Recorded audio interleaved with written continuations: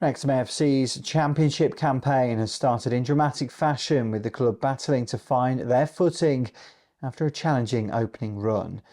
The latest fixture, a 2-2 draw at home to Sheffield Wednesday, encapsulated both the promise and the pressures of facing the team.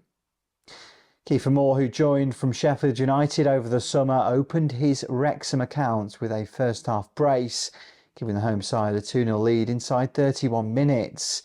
However, Wednesday themselves, winless in their opening two games, dominated the second half, with Barry Bannon and Bailey Cadamareti levelling the score. Charlie McNeil nearly snatched a late winner for the visitors, highlighting the fine margins in Wrexham's early season struggles. Moore, speaking after the match, stressed that the team is using criticism and external doubt as fuel. His words reflect the team's determination to respond positively after a poor start to prove doubters wrong. Wrexham's rise through the divisions under Hollywood owners Ryan Reynolds and Rob McElhenney, combined with a £23 million summer investment in 10 new players, has brought both excitement and scrutiny.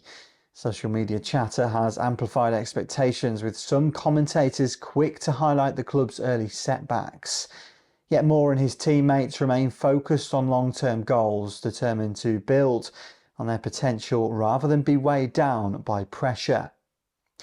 Key performances have not been limited to Moore. Midfielder George Dobson drew praise from his composure and work rate, while the team's cohesion will be crucial as they seek consistency in a demanding league. Looking ahead, Wrexham face Millwall, offering an opportunity to secure their first league victory.